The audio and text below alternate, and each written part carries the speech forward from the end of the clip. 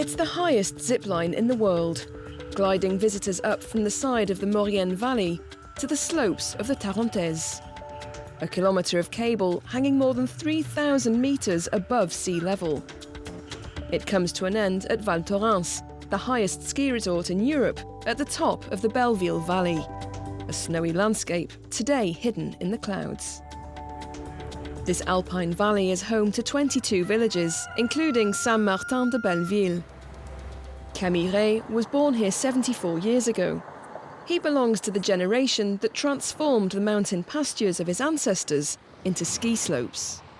I remember it here when there was no electricity. We used to use carbide lamps to light our house. In every home there was the stable and the barn, and we lived with the animals to keep warm in winter. We usually wake each other up with a knock on the door. Hi, Jeannot. Camille was the first guide in this valley, along with his colleague Jean-Louis. Very naturally, we thought that things had to change a little in our valley. We went from looking after cows to climbing the mountains. Ever since the first ski lift was constructed in Saint Martin in 1958, more and more have been built, bringing with them fans of the sport, as well as the development of local resorts. Girls, we've arrived on the slopes of Les Ménuires and we're going to cross this piece to reach the other side. Les Ménuires was one of the first so-called integrated alpine resorts with accommodation and shops built on its slopes. 300,000 holidaymakers come here every year. Christelle gives some of the younger visitors their first taste of the pistes. There's no technique, no hard work. The idea is to play games while learning to ski. For those grown-up kids who still want to play in the snow, there's always the sledge. At Val Thorens, it's a gentle 6-kilometre slide down to the bottom. This is the newest of the 3 ski resorts in the Belleville Valley. Built 2,300 metres high, it's reached in record time, thanks to the most powerful cable car in the world. The man who designed this feat of engineering is Denis Chapuis.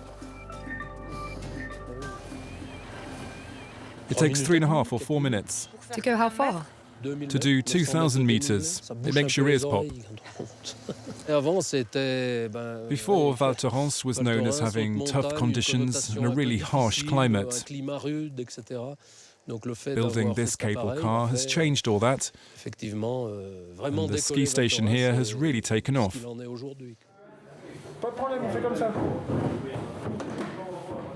Every day, Jean-Pierre Barallot and his wife use the cable car for their commute to and from work. These restaurateurs work 3,200 metres above sea level. Leaving the valley below under the clouds, Jean-Pierre is never tired of this mountain landscape.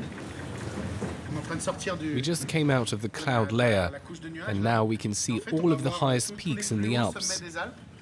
That only happens just a few times a year. The balcony at the Caron summit offers spectacular views over the Alps. When the weather's clear, you can see over 1,000 peaks from the north to the south, including, of course, Mont Blanc. Here we're looking at the French Alps on the north side, and in fact you can see the Italian side of Mont Blanc over there. Chamonix is behind it somewhere. And then to the south, this is my favourite view. You see the whole chain of mountains there. On one side you have Grenoble, and then there's the Alpe d'Huez.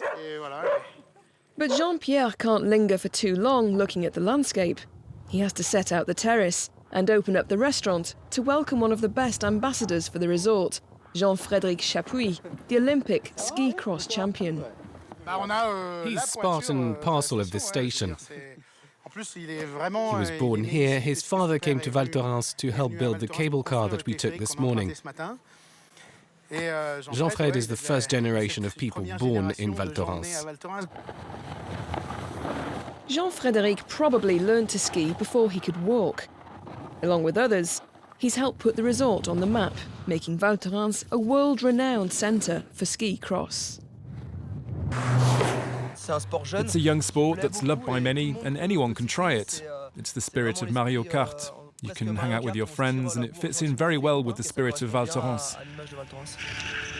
Today, Belleville Valley enjoys a success that ski resort pioneers could never have imagined when they decided to transform their small villages into an international ski destination half a century ago.